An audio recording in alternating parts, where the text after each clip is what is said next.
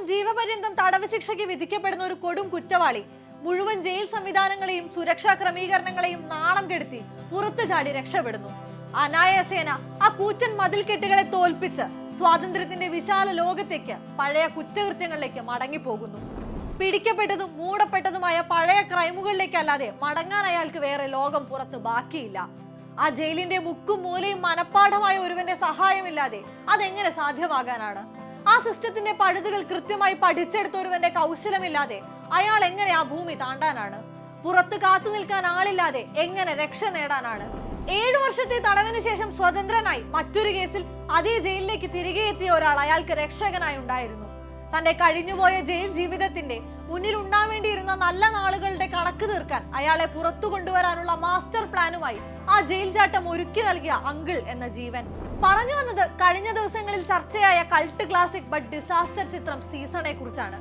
ഇളയരാജയുടെ സംഗീതവും ഒരു നോവലിന്റെ വായനാ സുഖം നൽകുന്ന പത്മരാജന്റെ കഥ പറച്ചിലും വേണുവിന്റെ ദൃശ്യ ചാതുര്യമുള്ള സീസൺ.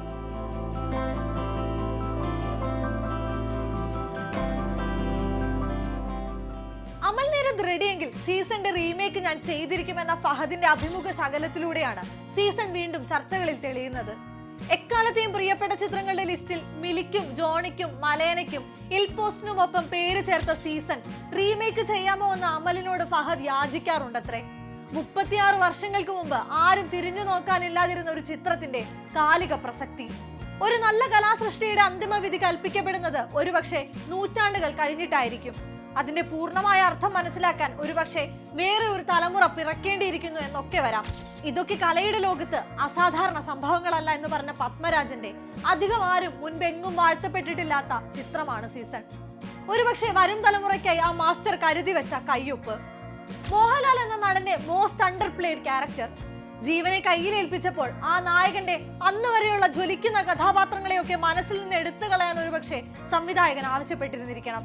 കഥയിൽ പാതിയും അയാൾ ദൂരെ നിന്നും എല്ലാം കണ്ടിരിക്കുന്ന ഒരു കാഴ്ചക്കാരൻ മാത്രമാണല്ലോ. 2 വർഷം കഴിഞ്ഞേ എനിക്ക് ഈ റോഡിലെ മഞ്ഞ് കാണാൻ സാധിക്കൂ. 2 വർഷം കഴിഞ്ഞേ എനിക്ക് ഈ സ്ട്രീറ്റ് ലൈറ്റുകൾ കത്തി നിൽക്കുന്നത് കാണാൻ അനുവാദമുള്ളൂ. അതോർക്കുമ്പോൾ സങ്കടം ചില്ലറയൊന്നുമല്ല എന്ന മോണലോഗിൽ വരാനിരിക്കുന്ന ഏകാന്തതയുടെയും എവിടേക്കെന്നറിയാത്ത തന്റെ ഭാവിയുടെയും കാഠിന്യമല്ല, പകരം ഒരു ചെറിയ പുഞ്ചിരിയിൽ അയാൾ നൽകുന്ന ലാഘവത്തിലാണ് സീസൺ തുടങ്ങുന്നത്. പരിചയമുള്ള ഒരു വീട്ടിലേക്ക് എന്ന പോലെ അയാൾ വീണ്ടും ആ ജയിലിലേക്ക് കയറി വരുന്നത് എന്തിനെന്ന് തുടങ്ങി നിരവധി ചോദ്യങ്ങൾ പ്രേക്ഷകരിൽ ഉപേക്ഷിച്ച് നിഗൂഢമായി തന്നെ കഥ മുന്നോട്ടു പോകും. പക്ഷേ 2ാം പാതിയിൽ കഥ അറിഞ്ഞിട്ടാണ് പ്രേക്ഷകർ ആട്ടം കണ്ടിരിക്കുന്നത്. വിൽപ്പനക്കാരും ഉപഭോക്താക്കളും മാത്രമുള്ള കോവളത്തിന്റെ മണൽത്തിട്ടയിലാണ് പത്മരാജൻ സീസണിന്റെ ആത്മാവിനെ കുടിയിരുത്തുന്നത്. പേരും വിലയും പറഞ്ഞ മത്സ്യത്തൊഴിലാളികൾ മീൻ വിൽക്കും പോലെ കേരള ഗേൾസിനെ എണ്ണം പറഞ്ഞ് വിൽക്കുന്ന, കഞ്ചാവിൽ നിന്നും ബ്രൗൺ ഷുഗറിലേക്ക് അഥവാ ഇലയിൽ നിന്നും പൊടിയിലേക്ക് വിൽപ്പന ചരക്കുകൾ മാറ്റിയെടുക്കുന്ന ഒരു കൊടുക്കൽ വാങ്ങൽ ഭൂമി. പൊറിഞ്ചുവിന്റെയും കാന്തിയുടെയും ഇന്ദിരയുടെയും കോവളം. അന്നേ കോവളം കോവളമായിട്ടില്ലെന്ന് പറഞ്ഞ് ജഗതി അവതരിപ്പിച്ച സത്യൻ ആ നാടിന്റെ കഥ പറഞ്ഞു തുടങ്ങുന്നുണ്ട്. വഞ്ചനയിൽ ഇരുട്ടു മാത്രം ബാക്കി കിട്ടുമ്പോഴും അയാൾ അതിലും കണ്ടെത്തുന്ന ആത്മസുഖമുണ്ട്. സഞ്ചാരികളുടെ ക്രൂരതയ്ക്കിരയാകുമ്പോഴും കോവളത്തെ കുഞ്ഞുങ്ങളെ പോലും കച്ചവടച്ചരക്കാക്കുന്നതിൽ യാതൊരു തെറ്റും കാണാത്ത സത്യൻ കോവളത്തിന്റെ 2 കാലഘട്ടങ്ങളെ കൂട്ടിക്കെട്ടുന്ന കണ്ണി കൂടെയാണ്. കഞ്ചാവും പൊടിയും കണ്ണി കടന്നും ചുമ്മാ കച്ചവടം ചെയ്ത് നടക്കാനല്ലാതെ എന്തിനു കൊള്ളാവിട നിന്നെയൊക്കെ എന്ന കാന്തിയുടെ അമ്മയുടെ ചോദ്യത്തിൽ ലഹരിക്ക് പുറകിലെ ദാരിദ്ര്യത്തിന്റെ മറ്റൊരു ദൃശ്യം കൂടെയുണ്ട്. ഒരു പൊതി മയക്കുമരുന്നിൽ മായം ചേർത്ത് വിറ്റ് കിട്ടുന്ന 100 രൂപയിൽ വയറ് നിറയ്ക്കുന്ന കുയിലാച്ചിക്കയുടേതു കൂടെയാണ് ആ ലോകം. കൂര പൊന്നുകൊണ്ട് മൂടുന്ന സ്വപ്നം കാണുന്ന, താഴെയുള്ള 2 പെങ്ങൾമാരുടെ വിവാഹം സ്വപ്നം കാണുന്ന കാന്തിയിലും പൊറിഞ്ചുവിലുമാണ് പത്മരാജൻ കഥയുടെ പാതയും ഒരുക്കുന്നത്. അവിടെ നായകൻ ദൂരെ നിന്നും ആ കഥ കണ്ടിരിക്കുന്ന ഒരു അങ്കിൾ മാത്രമാണ്. ഭൂതവും ഭാവിയും ഒന്നുമില്ലാത്ത, എവിടെ നിന്ന് വന്നെന്നോ എന്ത് ചെയ്യുന്നെന്നോ ആർക്കും അറിഞ്ഞുകൂടാത്ത ഒരു അങ്കിൾ മാത്രം. 100,000 വിദേശികൾക്കിടയിലേക്ക് ഒരു മോട്ടോർ സൈക്കിളിൽ കയറി വരുന്ന ഫാബിയൻ എന്ന സായിപ്പിലാണ് കഥ അതിന്റെ ചുവട് മാറ്റുന്നത്. ജീവൻ ജയിലിൽ നിന്നും പുറത്തിറക്കുന്ന അതേ ഫാബിയൻ. കൂടുതൽ ഹീറോയ്ക്കായി സീസൺ മാറുന്നത് ഗാവിൻ പക്കാട് എന്ന വില്ലന്റെ നിൽപ്പിലും നോക്കിലും നിറഞ്ഞു നിൽക്കുന്ന വില്ലത്തരത്തിലൂടെയാണ്.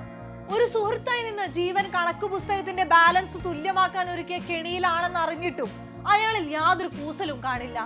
പ്രണയത്തിലോ കച്ചവടത്തിലോ കൂട്ടുകെട്ടിലോ യാതൊരു മോറൽ കൂട്ടിക്കെട്ടലും ഇല്ലാത്ത അസലൊരു വില്ലൻ. മരണത്തിന്റെ കുരുക്കിൽ അയാളുടെ പവിഴക്കണ്ണുകളിലേക്ക് ക്യാമറ ഇറങ്ങി ചെല്ലുന്നിടത്തും മരണം ഉറപ്പിക്കുന്നിടത്തും ആ ഡോമിനൻസ് വ്യക്തമാണ്. വീണ്ടും എനിക്ക് തെരുവു വിളക്കുകൾ നഷ്ടമാകാൻ പോകുന്നു. ഇത്തവണ എത്ര കാലത്തേക്കെന്നറിയില്ല. പക്ഷേ ഒരാശ്വാസമുണ്ട്.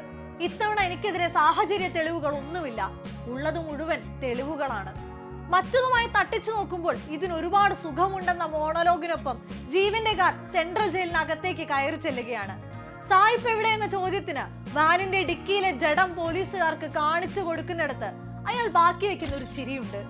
2 മണിക്കൂറിനടുത്ത് ചലിക്കുന്ന ആ ചിത്രത്തിന്റെ ഏറ്റവും സിനിമാറ്റിക് പോയിന്റ്.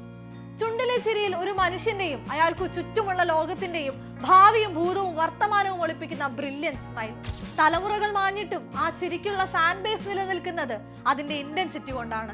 മനസ്സുകളിൽ മത്താപ്പൂ വിടരുന്ന ലഹരിയിൽ മയങ്ങും മേനികളെ തഴുകും തെന്നലെ, ഭൂമി ഗീതമേ, യാത്ര പോയവരെ എങ്ങാനും കണ്ടുവോ, ഈ കാത്തിരിപ്പിന്റെ ഗദ്ഗതം അവർ ഉൾക്കൊണ്ടുവോ എന്ന പത്മരാജൻ തന്നെ ശബ്ദം നൽകിയ പോയി വരൂ ദശകങ്ങൾക്കും ഇപ്പുറമാണ് ഏറ്റെടുക്കാൻ ഒരു ആൾക്കൂട്ടത്തെ കണ്ടത്. മോഹൻലാൽ എന്ന നടന്റെ അങ്കിൾ വേഷം ഇപ്പോഴാണ് സെലിബ്രേറ്റ് ചെയ്യപ്പെടുന്നത്.